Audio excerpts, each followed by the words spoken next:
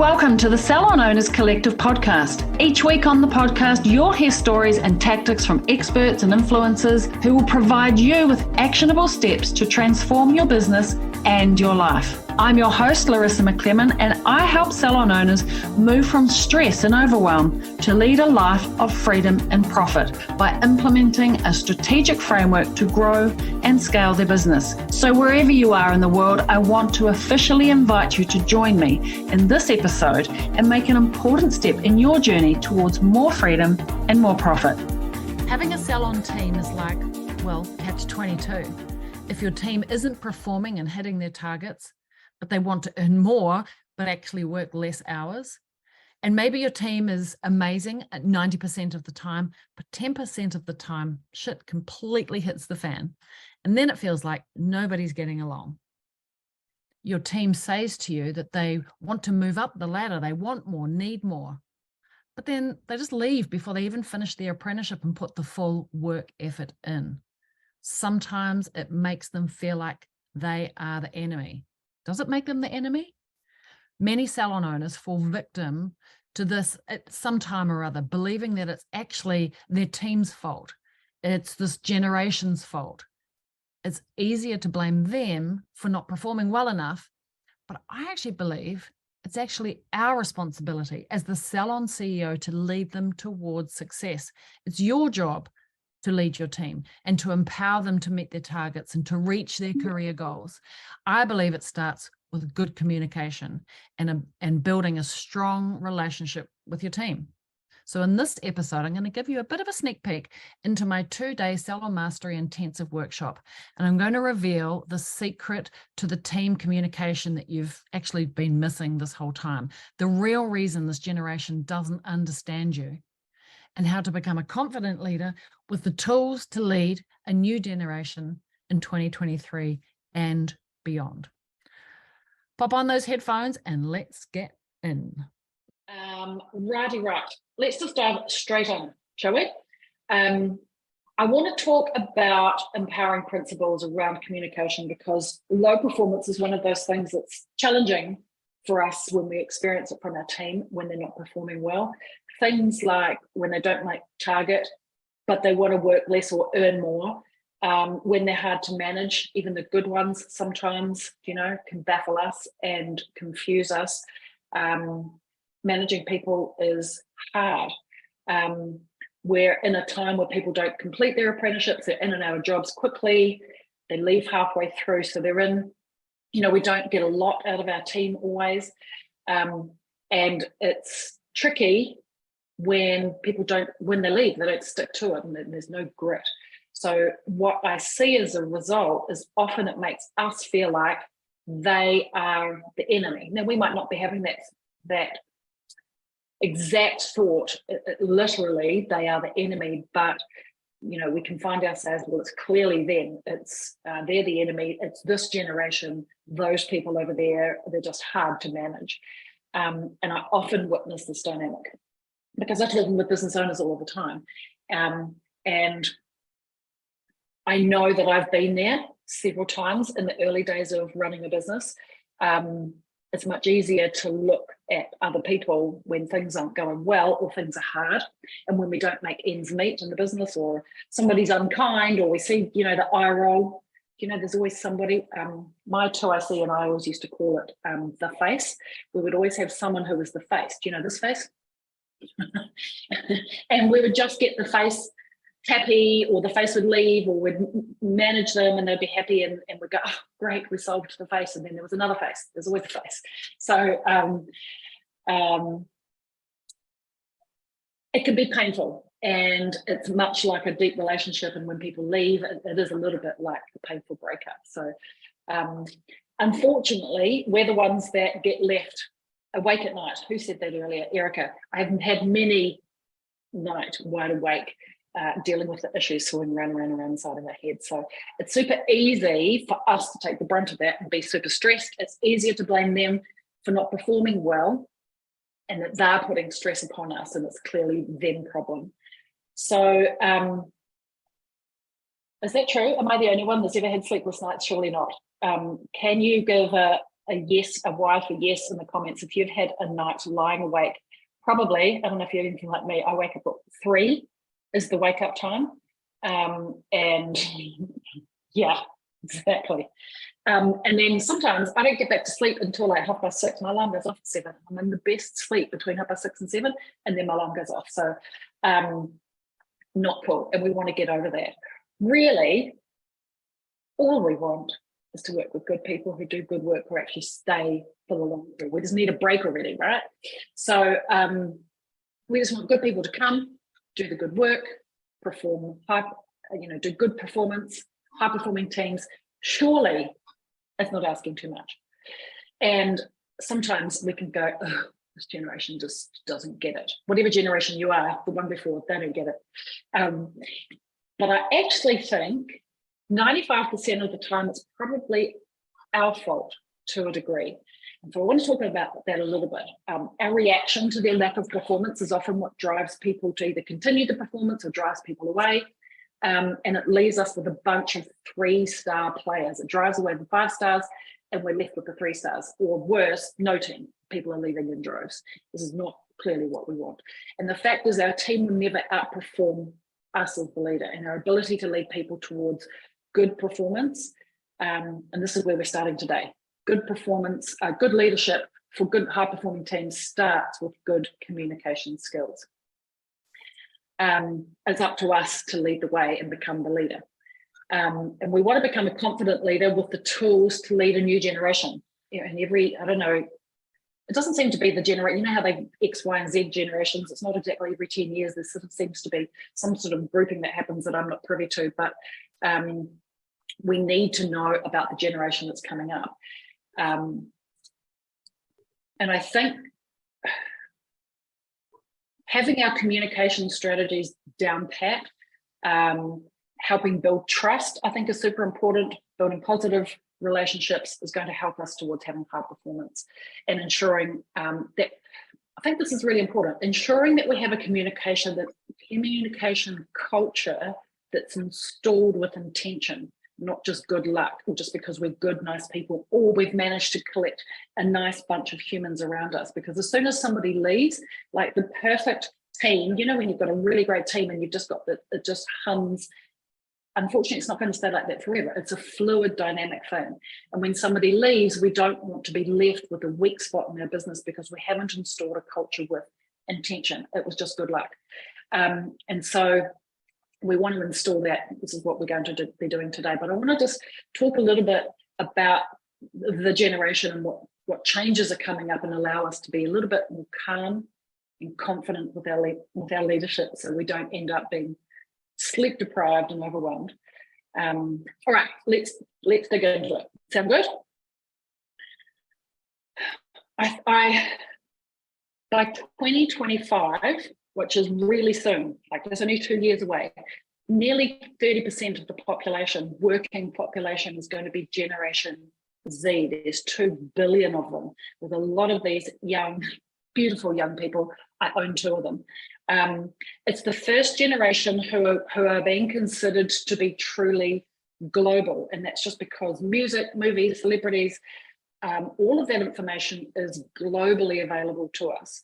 And while my mum said to me the other day, I was at her place for the weekend and we went for a walk on the beach, and she said, oh, this generation, she said they're so insular inside of their phones. And I said, they are insular inside of their phones, but at the same time, they're completely global. Like my son, he's 16. It doesn't matter where we go. I was going to say in the world, but we haven't left the country for a long time. And it doesn't matter where we go in New Zealand, he has friends wherever we are. He is uber connected to people at the top of the North Island, at the bottom of the South Island, in tiny towns. Doesn't matter where we go, he'll have a meetup with some people. People are truly global now.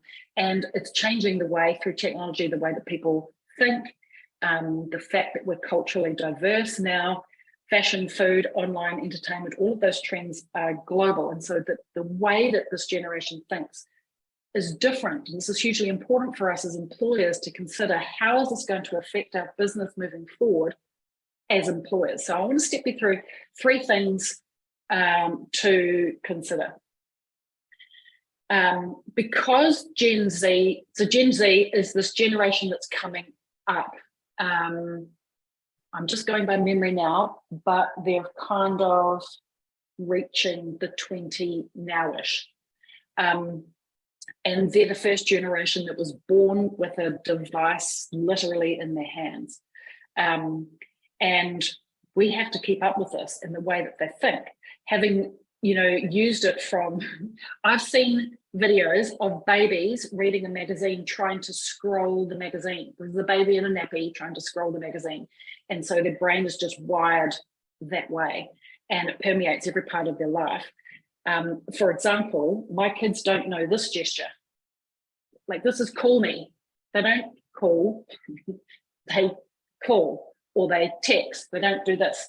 And they don't know wind down the window. They push the button to go down the window. And so life is different. My son, same walk with my mum actually over the weekend. It was obviously off topic, and we were talking about my stepdad was trying to scroll his book. And so my son said, actually I was playing soccer the other day, and for a split second in my mind, I thought, that doesn't matter if I fall over because I'll have another life. Do you know what he was referring to? He plays, it's gone out of my head.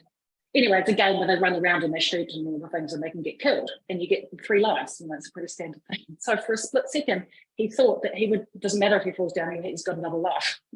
And he totally realized it was in real life. And but oh my God, this is different. The way that they think and what the things that are coming out of their mouth is completely different. So how we communicate is going to have to evolve as this next generation comes up. For example, when I had my salon, we had a no phone policy. You left your phone in the bag,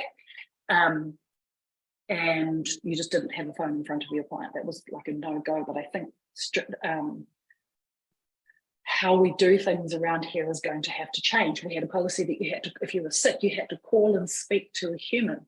But just that kind of speaking to a human is not a thing anymore. So these are just small examples of the way that we're going to have to change the way we think and evolve the way that we do business. When we had our huddle this morning with the team in the office, we all stood around with our phones, and our phone was telling us what we were doing today. And so times have changed, and if we want to set them up for success, we're going to have to refine the way that we do things, and we want to be open and embrace the future, aka technology. I actually think there's a lot of advantages for adapting and adopting new technology inside of our business, and it's going to serve us well in the future. The other thing with Gen Z is that they're going to be here for a good time, not a long time. And I think this is a really important mindset to think about. They're mobile in terms of technology, but also in terms of their lifestyles. And so the stats are quite staggering. They're going to move homes, jobs, and careers faster than ever. And today's school leaver is expected to have 18 jobs across 6 careers in their lifetimes. That's quite staggering. And live in 15 homes in their lifetime. I think I've lived in more than 15 homes just in my childhood, but maybe I was the exception to the rule.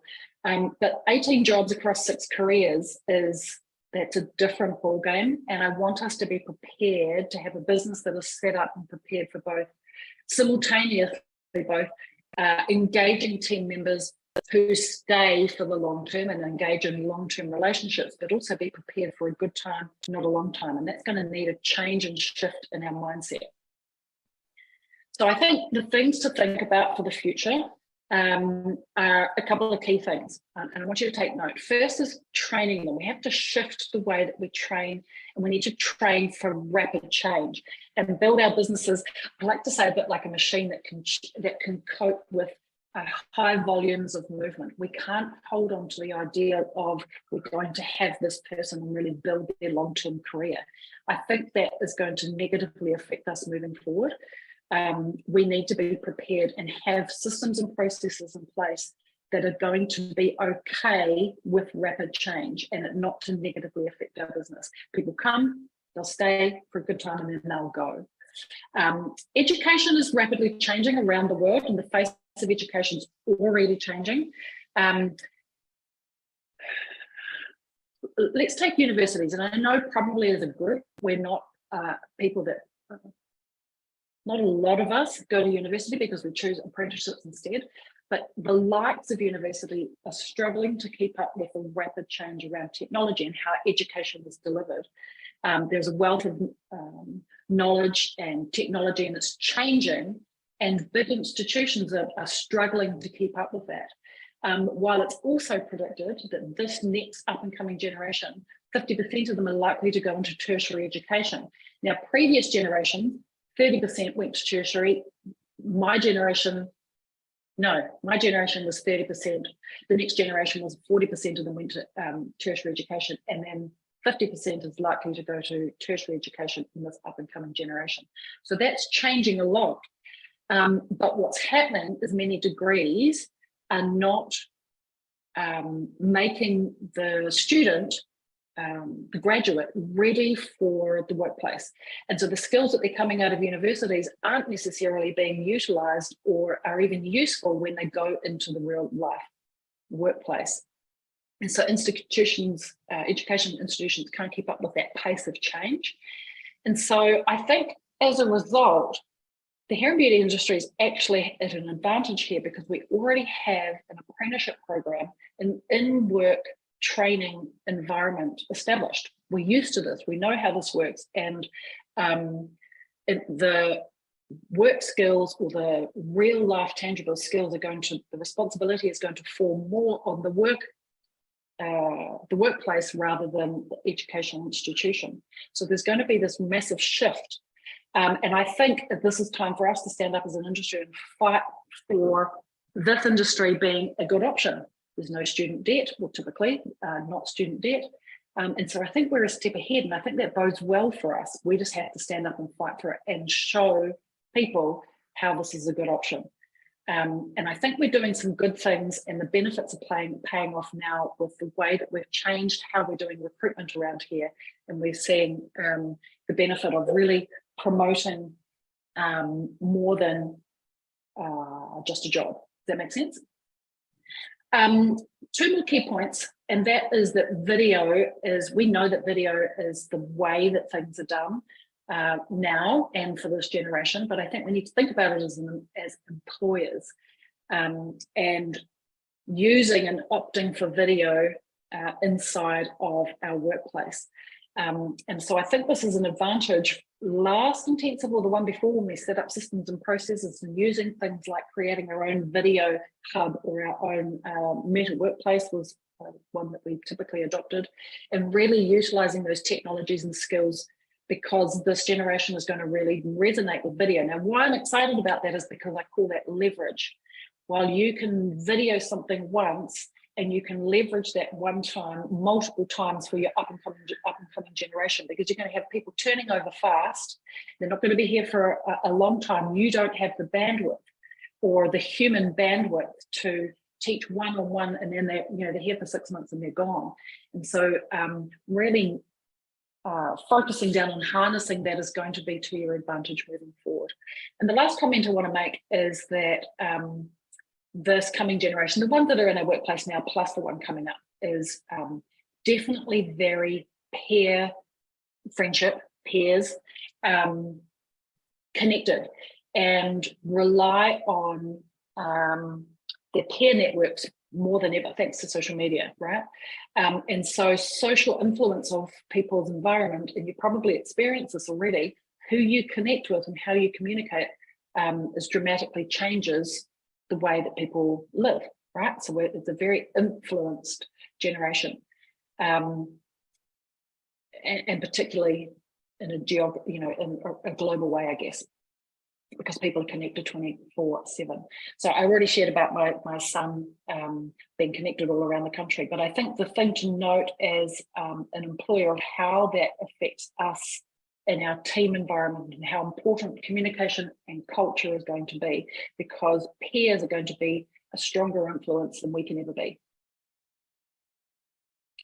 So I think it's up to us to first adopt the view of others and take a moment to hop into the mindset or the viewpoint of the people that we're employing before we adapt the way that we do business. And remember, we need to have a balance of experience and new perspective.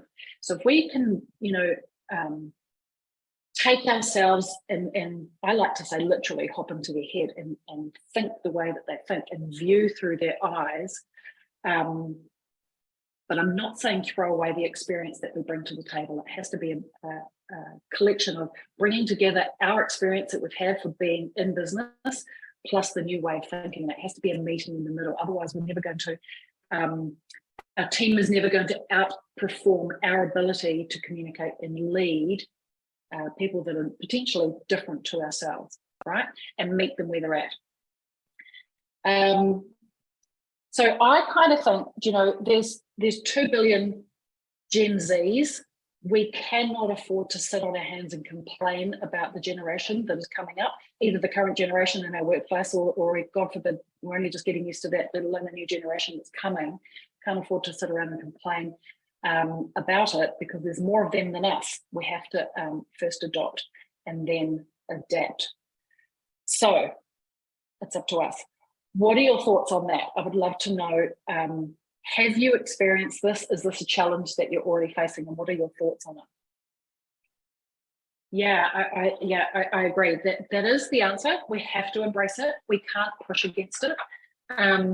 We can't say, screw you, I'm going to roster you 10 hours and they can only cope with 6. We just have to do it differently. And we have to build our business model differently to adjust for that. For example, if we need 60 hours of people on the floor and they can only do 6, we need 10 people to do that rather than 4 people to do whatever the math was. So we do need to adapt and change.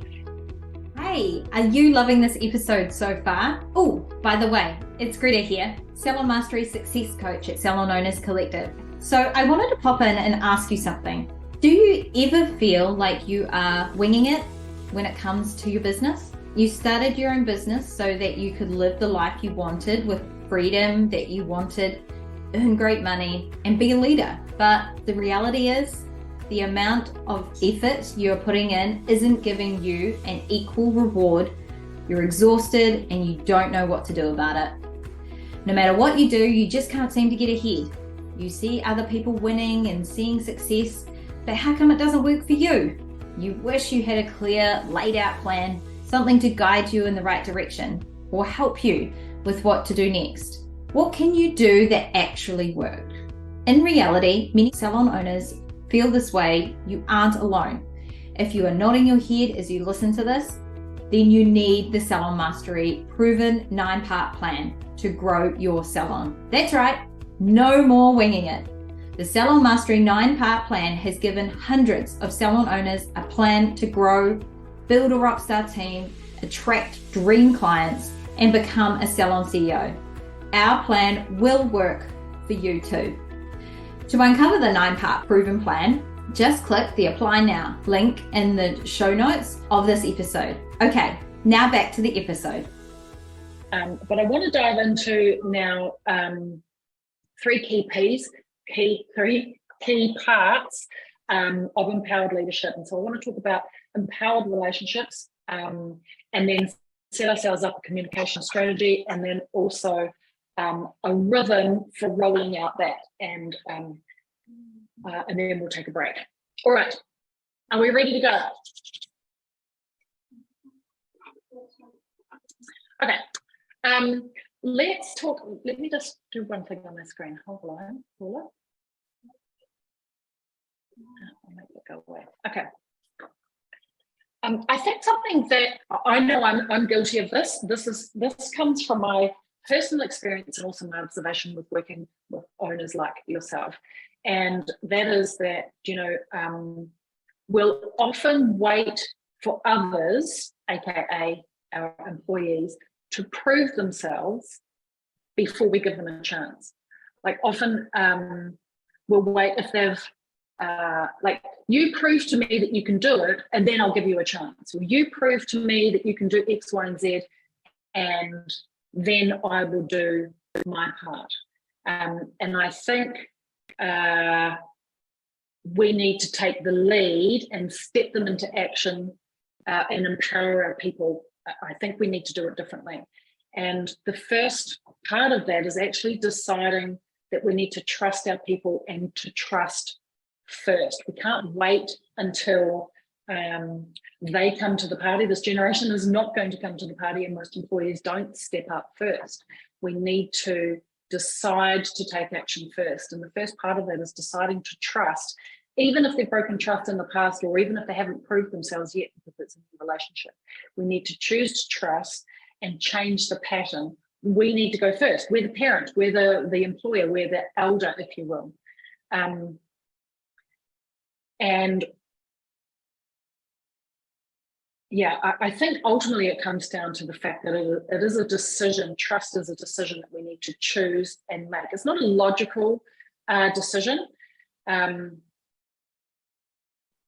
because often, like, if somebody breaks our trust or somebody hasn't built the trust, it's hard for us to go first. But I think as the employer, we have to decide it's not about us, what it is that we need, it's about them, giving them a chance to step up first. You have to go first. You have to be the parent in the relationship, and step in with faith that they will rise to the occasion, which brings us on to my second point, which is expectation is powerful.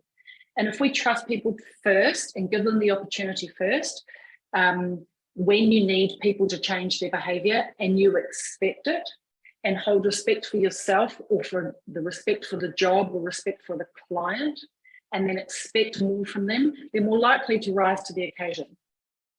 So I expect someone, for example, and I've got teenagers, so this is a common example for me.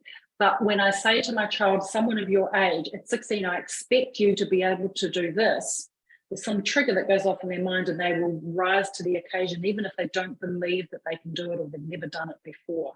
Right? Most people will rise to the occasion if you lift the bar for them. So we need to trust them first, even if they haven't done it before, and expect good work ethic, expect good behavior, and expect a good attitude. And for the most part, people rise to the occasion if you do that. And that's hard and counterintuitive, because often we expect, people are like, oh, I'm not going to do that, or this generation won't do this, or previous employees haven't behaved in that way, or even then they haven't done that before. But when we don't give in and hold them to it, it changes.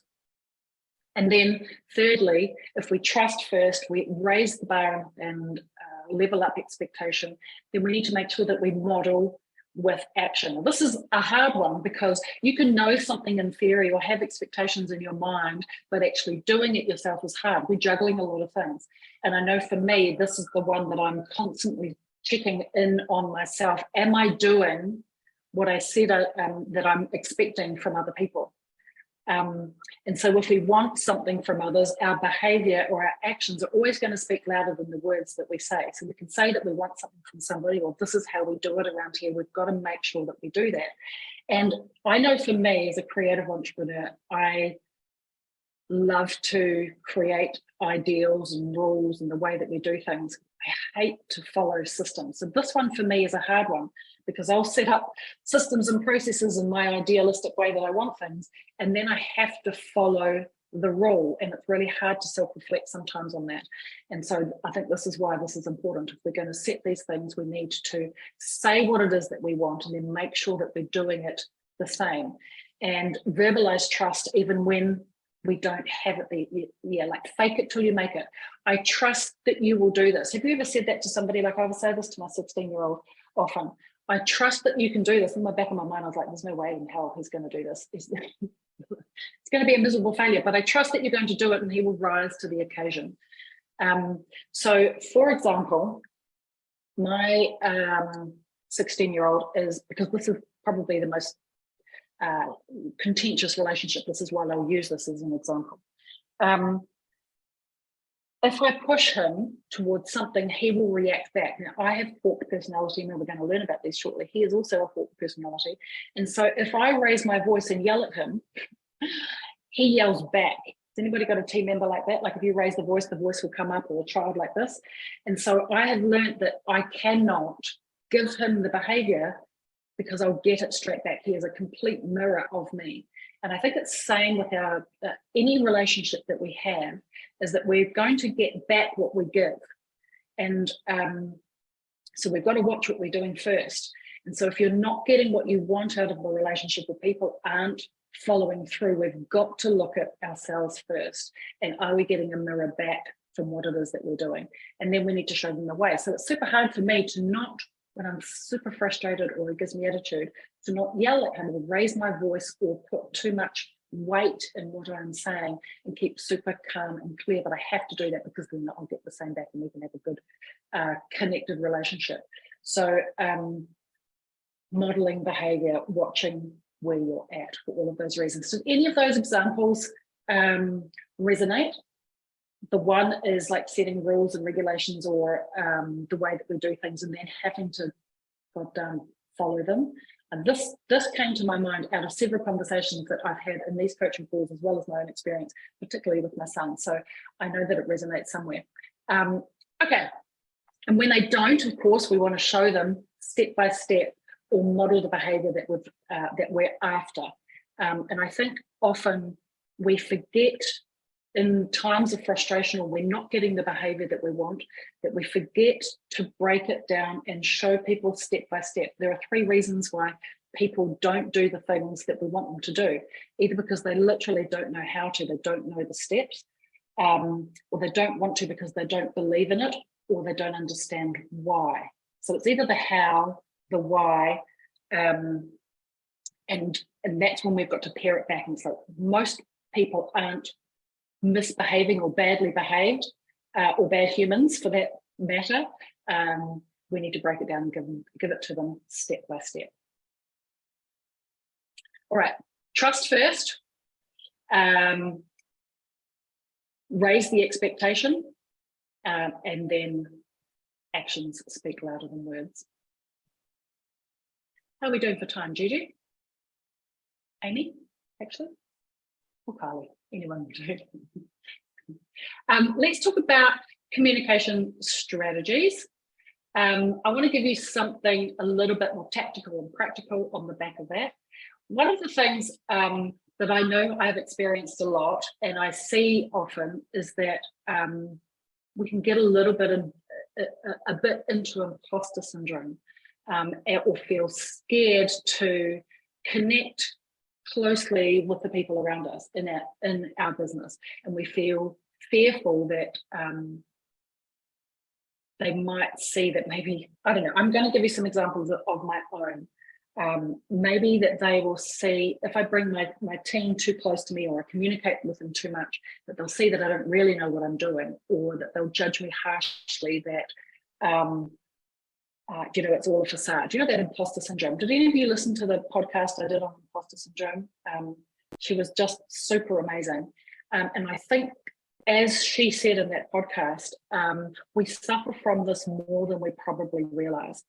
And so I see many of you reacting with our teams and not really communicating anything that's happening inside of the business, what's going on in the business, what are the changes that are happening right now, what's going on for you as a human or as a business owner, and we just expect them to know or expect them to understand. The other one is when somebody new comes into the business and they've been in the industry for a long time, and we expect that they will know.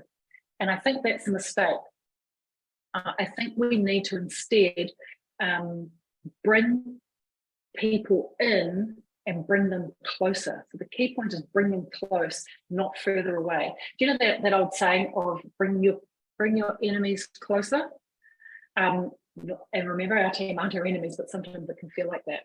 So there are 3 things I want you to think about. Assumption is the enemy of empowering relationships. And so we want to bring people into the conversation, not push them further away. Empowerment, empower them to be part of the conversation, part of the decisions that are happening around here, and bring them in to be part of the solution. I know for me, this was really transformational for myself being a leader, because I was definitely, I can think about, I was definitely fearful of bringing people in. But what I discovered is when I bring people into the conversation with the problems that are happening, or help problem solve, is that other people find better solutions sometimes than me. And so I used to have a little office in the salon behind reception, and there'd always be someone coming up to the door and saying, Larissa, can I, should I, could I, would I? And my standard answer became, I want you to come and offer me 3 solutions that you've already thought about. So bringing them into the decision-making, into the thinking process. And it wasn't just child asking mother relationship, it was now a collaborative relationship. You come to me with 3 options that you've thought about. Can I have Saturday off? Well, you know that we don't have Saturdays off, blah, blah, blah, all the rules. So come to me with 3 options that you could, whatever it is, and ask them what they think. Sometimes people fall off their chair when you ask them what they actually think.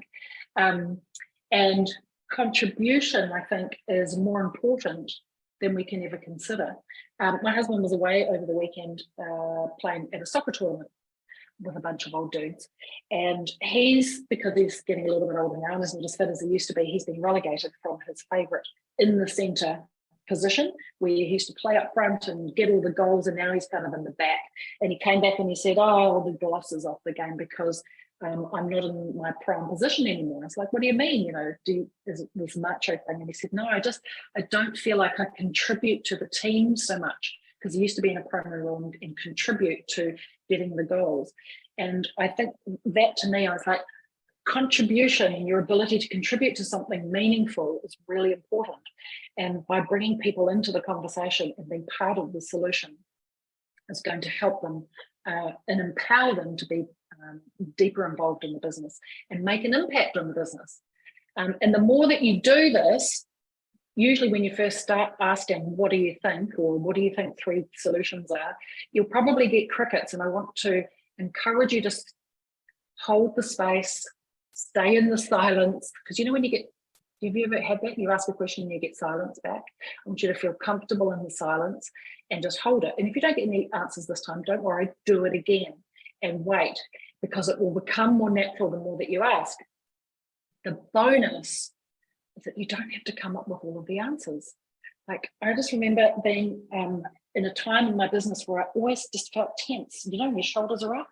And when I realized that I didn't have to be the one that knew everything all the time, I could relax into business, and people actually liked to contribute, and it improved relationships and things massively. So I say, bring them in, bring them closer. And we have to let down our walls to do that.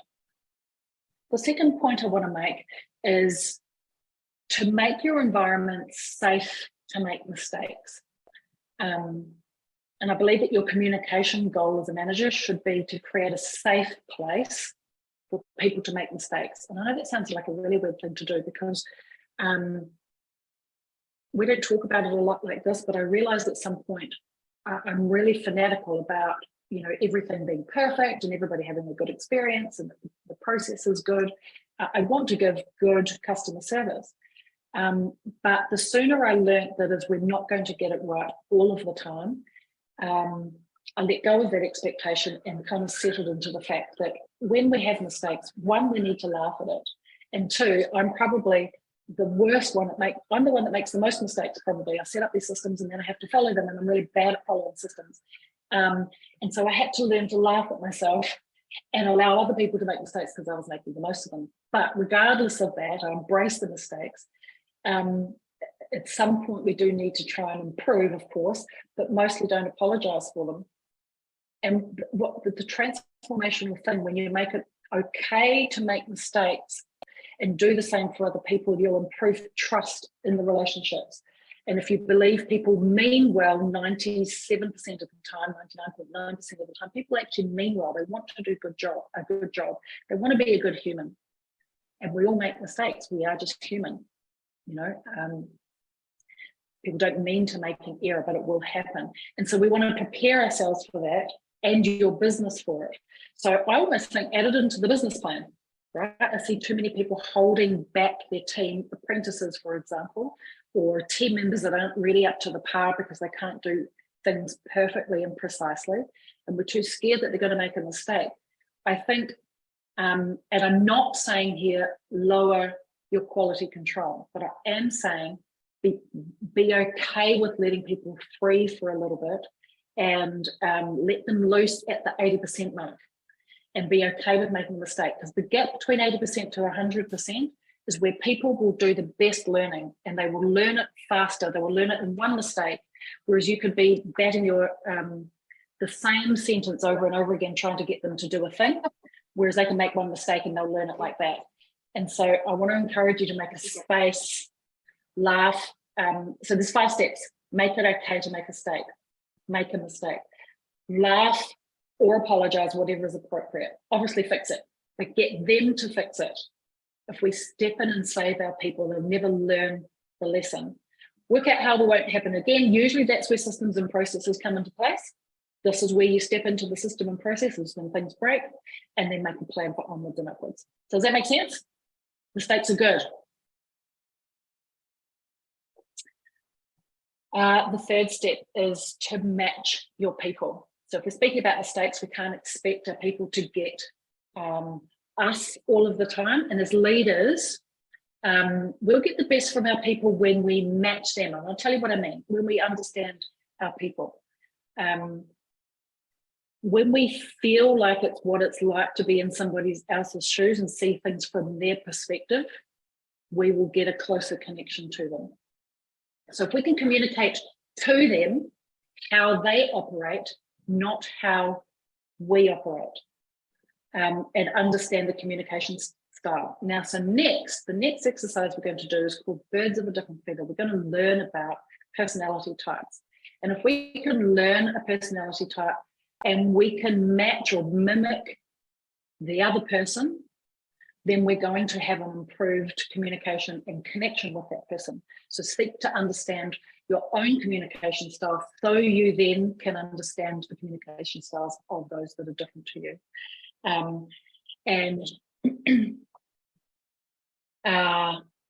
The way I like to think about it is communicating for the receiver to best understand. So I know that I've done a good job of communicating to you when you understand what I've said, and what you've heard is the thing that I intended to communicate. So I could say, you need to be better listeners.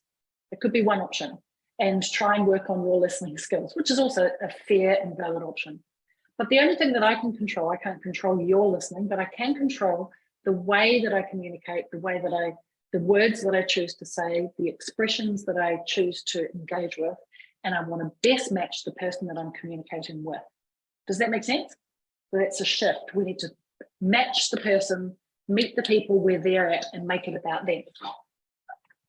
So in doing this intensive, I design the intensive, decide the story that I'm going to tell and share, and I get Zoe here to help do the slides. And she picks all the beautiful pictures and makes sure it's very beautiful, and we have a system and a template on how we do that. And yesterday when we were doing the worksheet for you guys, and I said to her, just copy these slides 5, 10, 15 and 12, please, and can you make them good for the owners to use tomorrow? Of course, she said, and off she went and she made it look beautiful. And then when I came to the worksheet, there were some things inside of the worksheet that you guys couldn't have worked on, looked beautiful, but you wouldn't have been able to type on it, draw on it, all of the things. And so I said to her, Zoe, I failed to communicate to you how the owners are going to use this. The design is beautiful, but I didn't give you enough information. My first reaction, of course, is, bloody hell, Zoe hasn't done it right. Bloody Zoe. That was my first instinct to go, it's her fault. How can she not understand, blah, blah, blah, blah, blah. But no, it's not her fault. I didn't give her enough information. So we need to meet the people and think about it from Zoe's perspective. How on earth would she know? She's not here today. How on earth would she know what you guys are going to do in this workshop? She doesn't know. It's up to me as a communicator to communicate that to her. Does that make sense? Last point is, before we communicate anything, this has helped me so many times, is to sanity check anything that we say. Will what I'm going to say help the situation or the person that I'm speaking to, or will it hurt the situation, the person I'm speaking to, or even somebody else? And I love this. Will it help or will it hurt? It's always a good sanity check. It's a good one to teach to our team too, because once you get a bunch of humans in tight quarters, how we talk with each other is super important. And it's a really, really, really easy one. When you know somebody's about to maybe gossip or say something that potentially is hurtful, will this conversation help or hurt the person or the situation, is always a good backstop. Hey, thanks for tuning in with me today and hanging out. It was good to have you here. What was your biggest takeaway from today's live masterclass? I'd love to hear your thoughts and your aha moments. So before I go, if you're feeling like your team doesn't understand you and you're sick of them eye rolling when you ask them to do something, instead, you want your team to actually love working for you and with you. So if this is you, I'm looking to work with 5 salon owners in 2023 and to nail their team culture, leadership strategy, so they can actually live their true potential as a salon CEO. Now, if this sounds like you at all you need to do is to click the Apply Now button in the show notes of this episode. Let's see if Salon Mastery is the right fit for you. Otherwise, I look forward to connecting with you same time, same place next week on the podcast. Thanks for joining me on another episode of the podcast. Tune in every week as I reveal the latest insights and advice on what it takes to truly master your inner salon CEO and master your salon success.